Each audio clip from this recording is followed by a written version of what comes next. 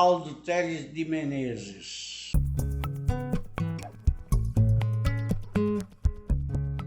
Eu nasci na capital de São Paulo, no bairro Casa Verde, principalmente na rua Relíquia.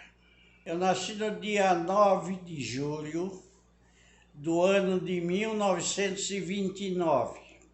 O meu pai tinha um salão de barbeiro e ele me obrigou. Antigamente se obrigava o filho a ser o que o pai era, né? E eu, por força de vontade de meu pai, fui ser barbeiro dos 12 aos 39 anos.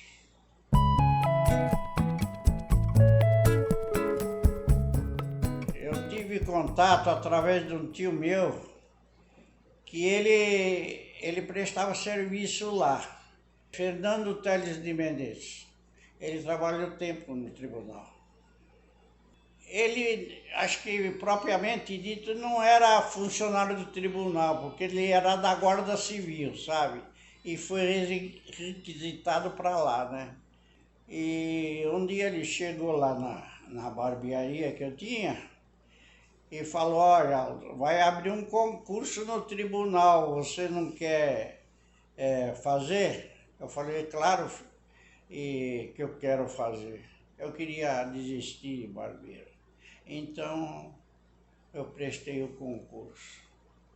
Ele, com medo que eu não passasse em outros, ele me inscreveu no mais baixo, que era de limpeza. Então, eu trabalhei 6 meses na limpeza. Depois, um dia lá estou trabalhando, o chefe da limpeza veio e falou: olha, da manhã em diante você vai se apresentar lá na diretoria, que você está escalado para outro lugar. E aí que eu fui saber, que eu fui no outro dia lá e eu estava escalado para ir lá para o armazém, para o arquivo.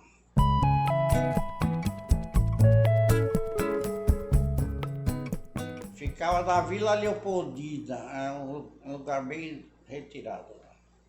Aí eu fui para Leopoldina para tomar conta lá de uma parte do arquivo, para resolver lá, porque o arquivo era muito grande e não tinha lá uma numeração nenhuma. Quando se pedia um processo lá, antes de eu entrar, ficava às vezes 15 dias, um mês para achar um processo.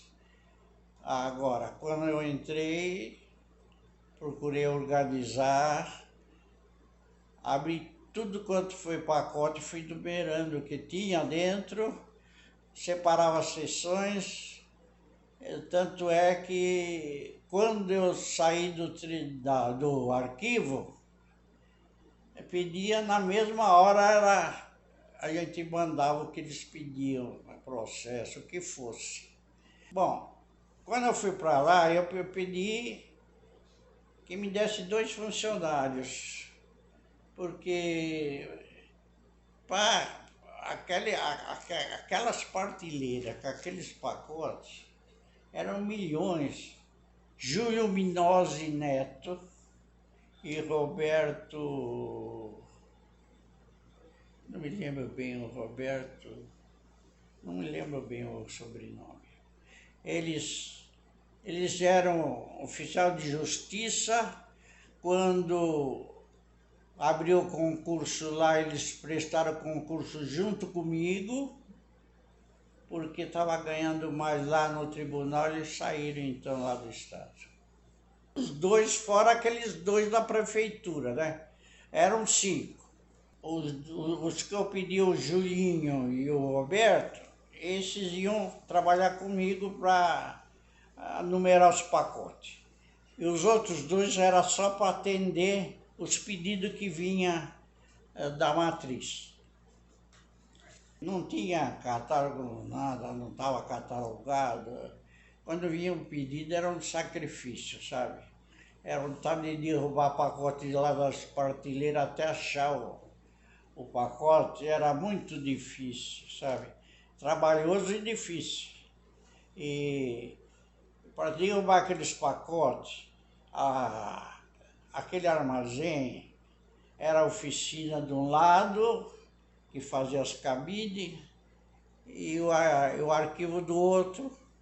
Então o pó daquelas máquinas que cortavam as madeiras vinha tudo lá nos pacotes. Quando você derrubava os pacotes, era uma poeira que você precisava sair correndo, né? Derrubava 10 pacotes e saía correndo até o pó assentar, para depois você ia pegar eles e abrir. Portanto, era um pacote normal, assim, de uns 30 centímetros por 60, assim, né? Mais ou menos essa medida. Quantos? Milhares, isso aí eu não tenho a quantidade, não lembro a numeração, porque nós abrimos um por um durante 4 anos para abrir todos os pacotes. E a gente trabalhava, não era assim pessoas que ficavam paradas, não. A gente entrava e suava mesmo. Suava mesmo, porque eu lembro o Julinho, ele tinha muito calor, ele abaixava o macacão, amarrava aqui para suportar o calor lá.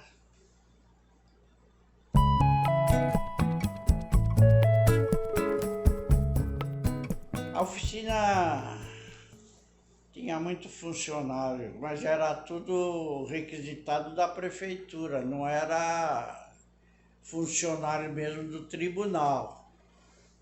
Todos lá eram funcionários da prefeitura. Na oficina lá se fazia tudo, desde móveis até móveis, cabines, que antigamente as eleições você ia numa cabine para votar, né? Hoje não tem mais isso, mas era um biombo, né? E cada vez em quando pedia-se mais cabine, e lá eles trabalhavam muito. E faziam os móveis que usavam lá também era feito lá. Principalmente mesas, essas coisas, tudo feito lá. Lá tinha bons funcionários, viu? Acho que os melhores que estavam lá, viu? Faziam cada mesa lá que a gente ficava assim com o queixo caído de ver tanta beleza que eles faziam.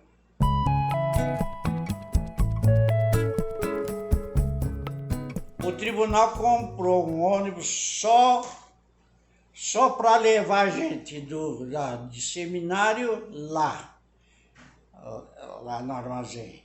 E esse ônibus ficava lá até nós saímos. Aí na saída ele levava de volta a gente até o seminário, né? A não ser algum dia que precisavam do ônibus, aí ele saía de lá. Mas geralmente o ônibus ficava estacionado lá. Era só para levar o pessoal. Se você perdesse aquele ônibus, você tinha que ir de condução sua, né? Então era ali. Pegava ali e saía dentro lá do armazém.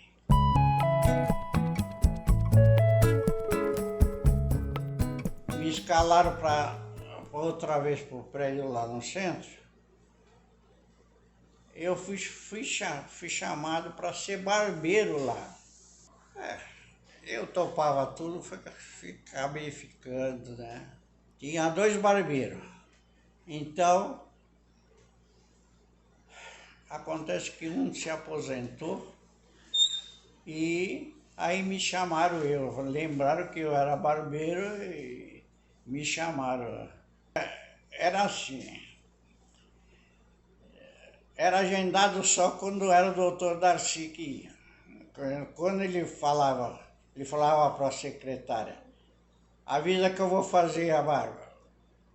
Ela já ligava para mim, eu já dispensava tudo que estava lá. Era ele a preferência, né? Ou ele sempre foi a preferência. Depois vinha os diretores lá que a gente fazia.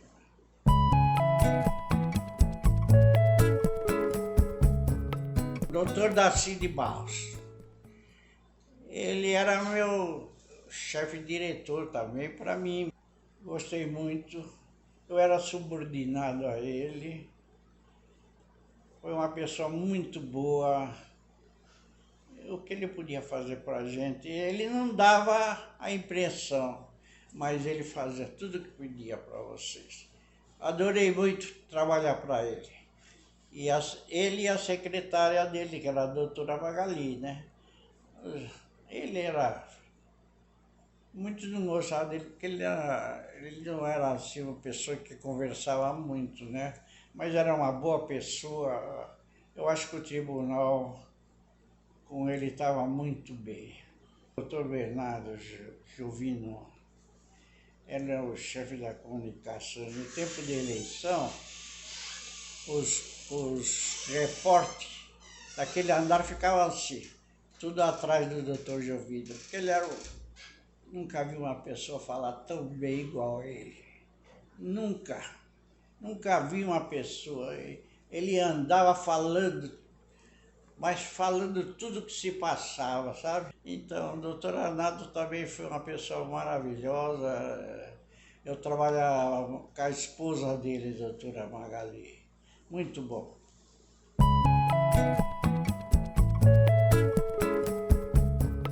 Aí acontece o seguinte, eu sempre, o que eu sabia fazer, eu falava, né? Por exemplo, eu trabalhava um pouco de eletricista, aí todo ano quando tinha eleição eu era chamado para mim ir lá para o Ibirapuera. A gente já ia arrumando as tomadas para ser ligados os aparelhos, as máquinas de somar, tudo. Que antigamente e se contava voto a voto, né? Quando teve a mudança do seminário para Brigadeiro, eu fui ajudar na instalação das lâmpadas. E eu, como diz, eu era pau para toda a obra. Só me chamar, eu ia fazer isso, fazia aquilo, tudo que me pediam eu fazia. Eu fazia com gosto. Os outros falaram, mas você fala, você é trouxa, podia ficar parado. Eu falei, eu não gosto de ficar parado, nunca gostei. Não é sem puxar saco, não. É gosto, é a pessoa. Eu nunca gostei de ficar parado. Eu trabalhei no tribunal, mas além do tribunal, eu cheguei a trabalhar de pedreiro. Sábado e domingo eu trabalhava de barbeiro. Era 3 serviços que eu fazia, né? E eu sempre gostei de trabalhar, não sei porquê. Desde criança, eu nasci assim, acho que é um grande defeito meu, mas eu não sei fazer outra coisa. Eu quero ser sempre útil para a sociedade. Hoje eu não posso fazer mais nada, eu fico agoniado de ficar parado.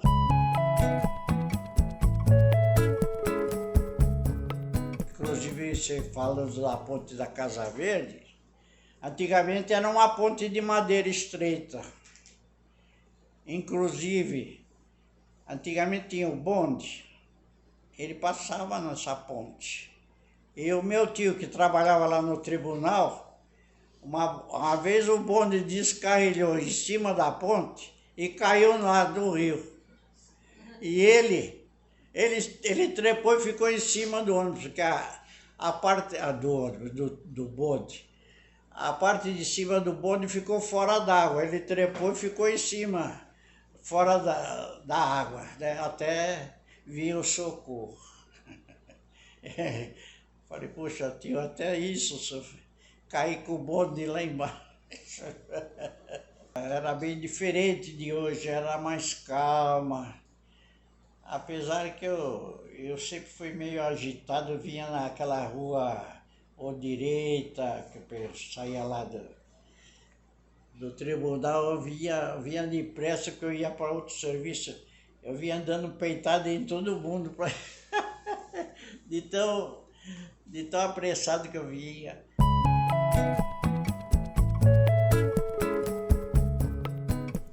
Bom, falando de urna, começando com aquelas do passado, que foi mudando até hoje, eu acho que hoje está excepcionalmente melhor.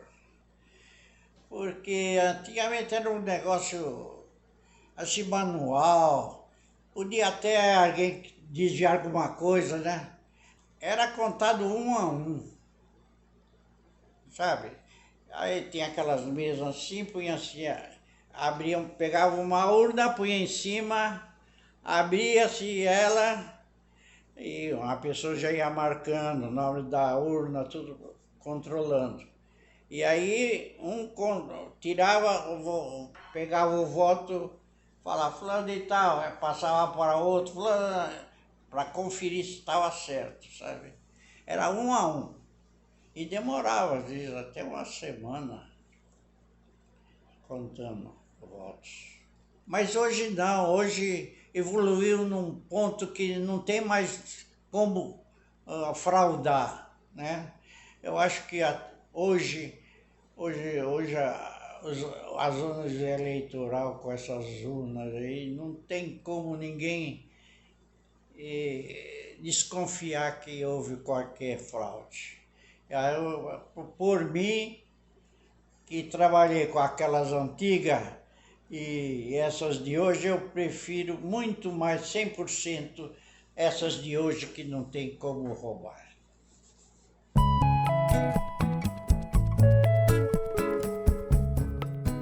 Além da democracia, passei com outros regimes passados, com ditadura militar, ditadura do Getúlio Vargas, né? Inclusive, eu tenho muita má lembrança dessas ditaduras, porque o mundo tem que ser democrático, não pode ser ditadura. A pior coisa que existiu no mundo é a ditadura. Eu sempre fui democrático, eu acho a melhor coisa ser democrático. Porque eu tive na família, meu pai foi muito massacrado com a ditadura. Ele foi preso porque conversava, ele tinha sala de barbeiro, como eu tinha, e em conversa com os amigos lá, acho que alguém denunciou que ele era comunista, foi preso, ficou um ano preso.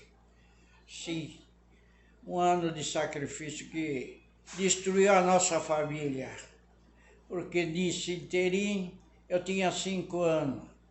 O que aconteceu?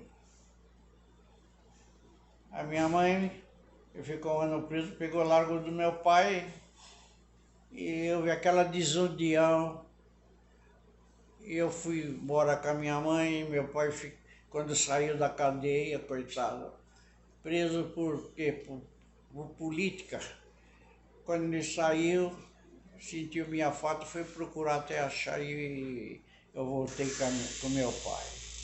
Eu acho que a ditadura é a pior coisa do mundo. A gente tem que dar graças a Deus por essa democracia, né?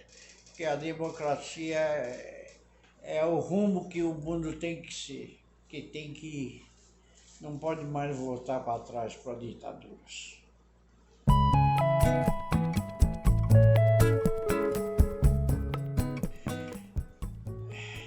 A mensagem que hoje eu posso dar para todos os funcionários do Tribunal Regional Eleitoral, que honre essa instituição, porque é uma instituição melhor, para mim é a melhor do mundo. Eu acho que todos que entram lá têm que dar o maior de si, porque é ali que se discute tudo, tem as eleições para organizar o país. Eu acho que para todos que trabalham lá é uma honra ser funcionário do Tribunal Regional Eleitoral. Se eu pudesse, até hoje estaria trabalhando lá, mas a minha idade não dá mais. Mas eu peço às pessoas novas que entrem no tribunal, dê tudo que possa dar, porque é uma instituição que honra o nosso país.